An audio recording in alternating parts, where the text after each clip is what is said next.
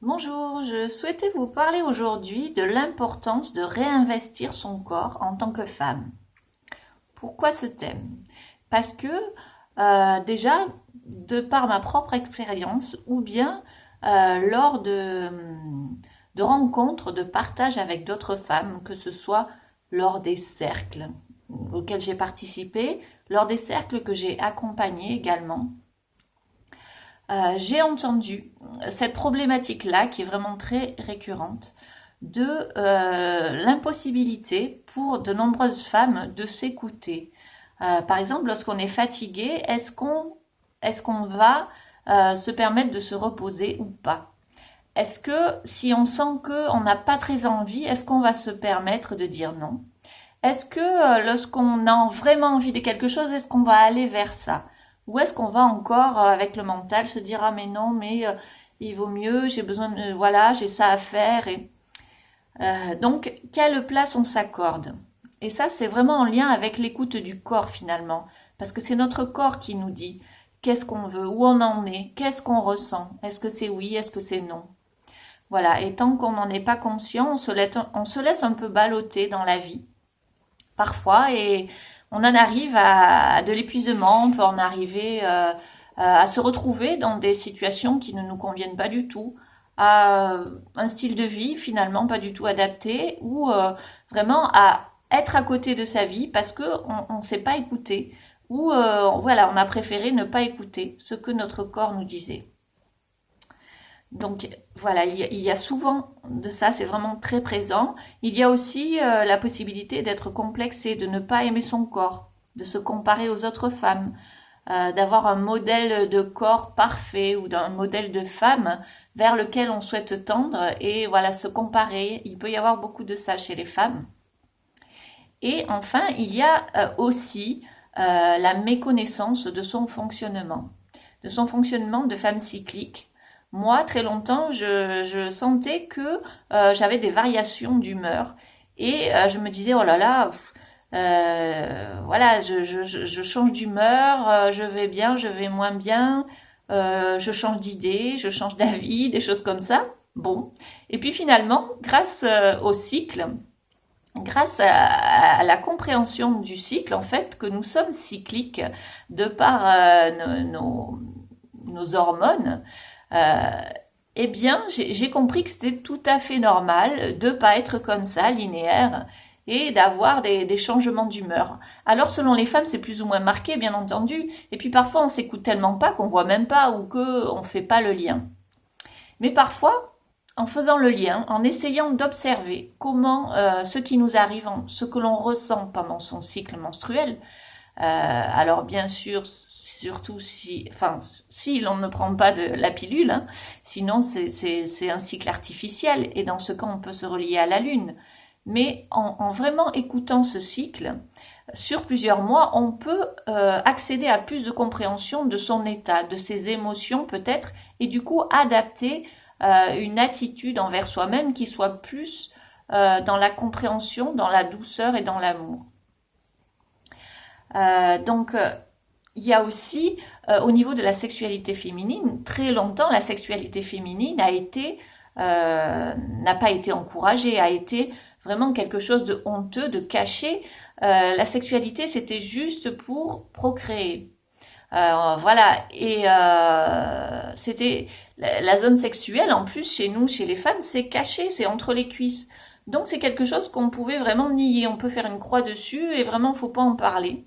Alors que chez l'homme c'est devant, c'est plus accessible, on peut voir clairement et ça va être encouragé. Cette sexualité-là va être encouragée comme, disons, un loisir, la possibilité de se découvrir, etc. Alors que chez la femme, ça date d'un lourd passif parce qu'on a très vite compris que non seulement les femmes avaient le pouvoir d'enfanter, mais aussi si on leur laissait ce pouvoir-là de prendre du plaisir pour se relier à plus grand, parce qu'il y a cette possibilité, grâce à cette connexion avec l'au-delà, notamment lors des différentes parties du cycle, cette possibilité de se grandir et vraiment de recevoir des informations, de se relier à plus grand, au travers de la sexualité. Et ça, quand on a compris ça, c'était plus possible d'accorder aux femmes cette possibilité. Donc ça a été étouffé.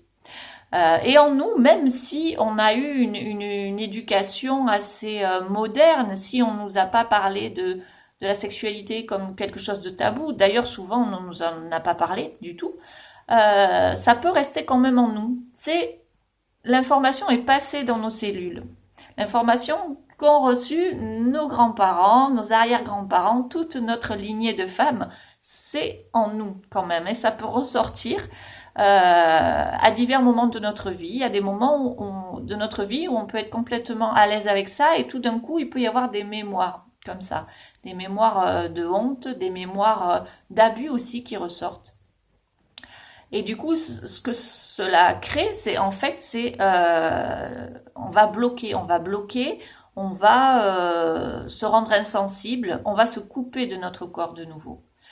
Donc c'est important de savoir tout ça. Parce que des fois, il nous arrive des choses et on ne sait pas si c'est normal. Et on ne sait pas à qui demander. On ne sait pas, voilà, si on demande au corps médical, peut-être que le corps médical, s'il ne s'est pas informé, s'il n'a pas été intéressé par ça, il ne va pas savoir nous répondre ou il va peut-être nous dire quelque chose qui va nous faire nous sentir mal.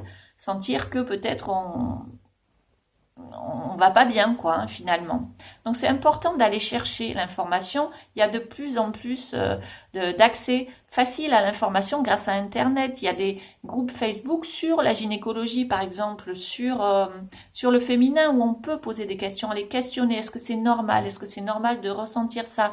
Est-ce que c'est normal d'avoir telle sensation dans son corps? Est-ce que c'est normal aussi de je sais pas, ça peut être se forcer à telle pratique. Est-ce que c'est normal si par rapport au désir, ça peut être aussi au niveau physiologique, est-ce que c'est normal d'avoir des pertes à telle période?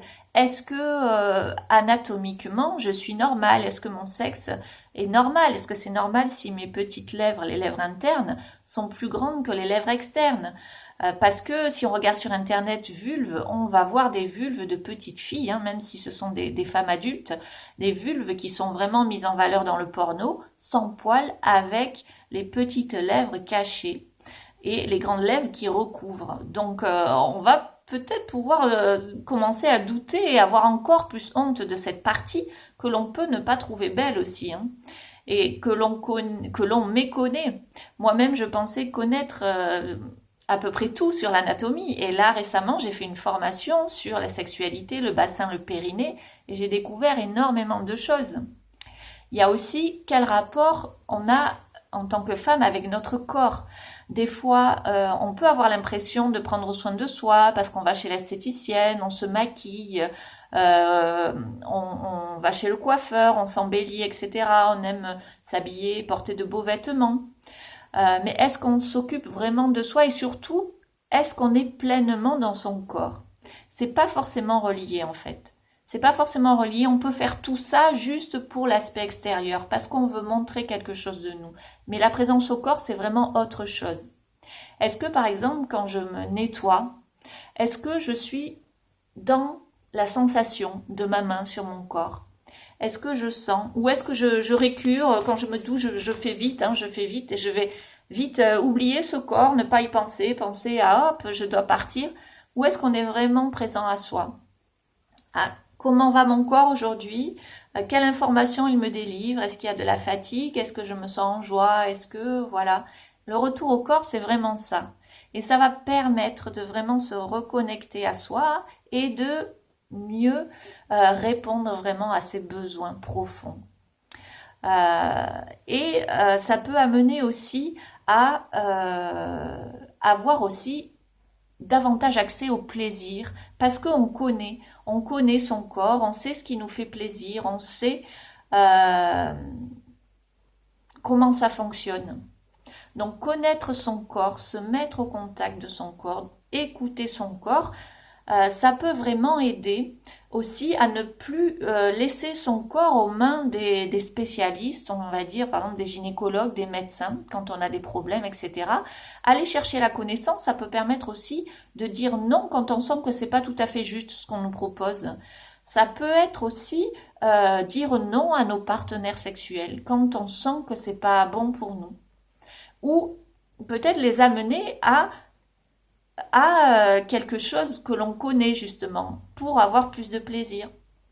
Mais ça va passer donc par une connaissance de son corps et ça peut passer donc par, ça va demander aussi une certaine démarche d'aller regarder comment on est faite, comment on est formé avec un miroir, d'aller toucher toutes ces zones, d'aller explorer tout ça.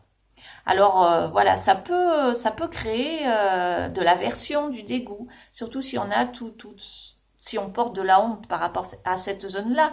Ça va vraiment, enfin en tout cas pour les femmes qui souhaitent aller vers plus d'harmonie, vers une réconciliation, peut-être avec leur corps, avec leur sexualité. Ça peut passer par ça. Après, il faut pas que ce soit vraiment pas possible, mais ça aide vraiment, vraiment, vraiment à aller écouter ces zones, des zones qui ont peut-être été aussi, qui ont du trauma, hein, même si c'est pas dans nos vies, c'est vraiment du trauma de la part du collectif, de la part des lignées. Donc vraiment aller réintégrer, réécouter ces zones et leur envoyer de l'amour. Et ça demande à être pratiqué, ça demande à, voilà, c'est toute une hygiène de vie en fait, hein. Mais moi personnellement, je souhaite le témoigner aujourd'hui parce que ça m'a transformée. Ça m'a transformée par rapport à mettre des limites, par rapport à pouvoir dire oui, dire non, m'écouter, ajuster, me respecter davantage et du coup être respectée. Ça m'a aidé aussi à aller chercher la femme à l'intérieur de moi et plus la petite fille que j'ai longtemps été. À aller me sentir sexuée forte et à réintégrer mon corps. Je m'étais pendant longtemps coupée de mon corps, de mes émotions parce que j'avais compris que c'était pas bien d'être soi-même, d'exprimer, de s'écouter, que ça n'intéressait personne. C'est peut-être pour ça d'ailleurs que maintenant je fais des vidéos, on m'a tellement dit que ce n'était pas intéressant ce que je disais, je me dis, c'est la revanche. Là, peut-être que ça peut intéresser des gens, parce que on est vraiment coupé de son corps, hein, on est vraiment coupé, son corps c'est les émotions, hein, et c'est tellement dommage, et en faisant tout ce travail de réintégrer, d'envoyer de l'amour, d'écouter, c'est tellement libérateur et à tous les niveaux. Que ce soit au niveau voilà physique, ça peut aider oui à prendre à prendre des décisions dans sa vie, changer et à se transformer. Donc voilà pourquoi je fais ce témoignage aujourd'hui de réinvestir son corps. Et voilà. À très bientôt.